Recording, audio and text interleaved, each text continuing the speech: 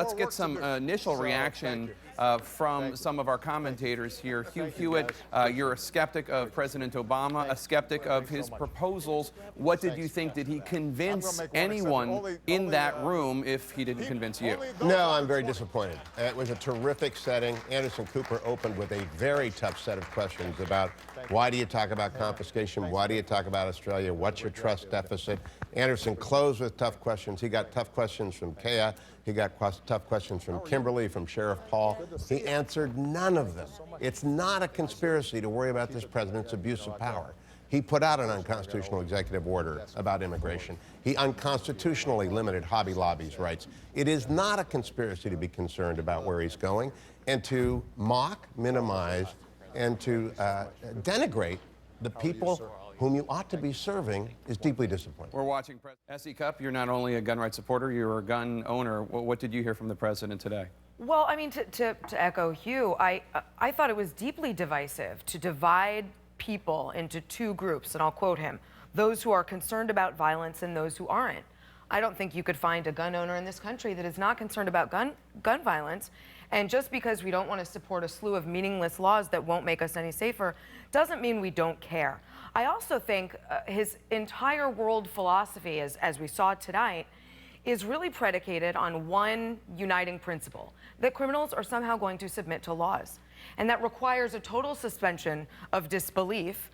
And a lot of the scenarios that he outlined tonight that he wants to prevent are scenarios that are already illegal. And he can't explain what new laws, what new legislation, new executive actions, expanded background checks are going to prevent any of these same crimes from being committed.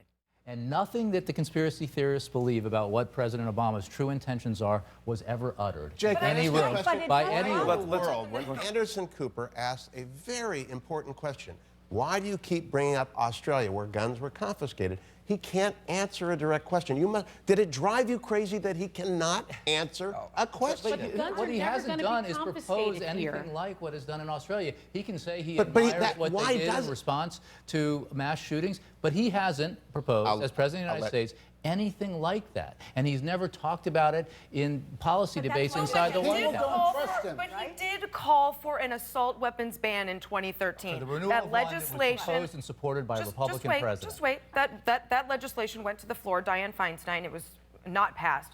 But if he's capable of and interested in banning an entire category, not just of rifles, but also handguns that fell into that ban, why is it a conspiracy that I think he wants to ban some guns? I guess I'm simply taking him at his word. But for me, should they have gone, the NRA?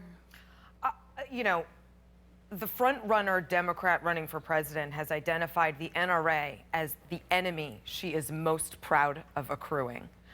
Democrats like President Obama routinely lambaste the NRA and, by extension, its members who are law-abiding gun owners as the problem. Standing in the way of meaningful gun reform, unconcerned about gun violence. I think it's ludicrous to suggest that they would show up and be lectured to by the president, who believes that we are the problem. And let me just address something that Michael said, my colleague. Isn't the NRA the problem? I love Michael. But to say that the NRA has drawn a line in the sand on everything is just not true. The NRA is backing the Cornyn bill. We only have background checks because the NRA fought for them as opposed to a 5-day waiting period. The NICS system exists because the NRA helped get it passed. If the president were really interested in passing meaningful gun legislation, he would work with the NRA. Yeah, let's let Jay Carney. Well, when I was in the White House counsel's office, I was not an exalted senior staffer like Jay or Van, and I wasn't a prosecutor. I was a constitutional lawyer, and that's what I continue to teach. The reason that is not a small issue. In a republic of laws, it is not up to the president to decide who is a gun dealer or not. It is up to the Congress of the United States. And there is a doctrine called void for vagueness. And when the president said tonight rather blithely, we're going to tell you if you're breaking the law, what he was saying, he was putting everyone in jeopardy of prosecution without a rule out there saying what is a gun dealer. And I'll turn to Harry. How much ambiguity did you hear in that, Harry? A ton. Let me tell you something. Let me tell you something here. Let me give you a real-life example about what the president's talking about here is not going to work. We know that more laws don't work. Why? Let's go back to pre-Giuliani, New York and Chicago.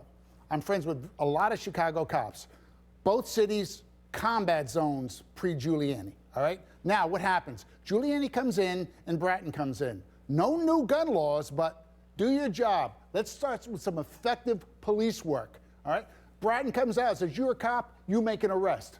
Simple as that, all right? So what happens? We go from 2,000 homicides to 300 because of effective police work and broken windows. All right? Well, Chicago, still a mess.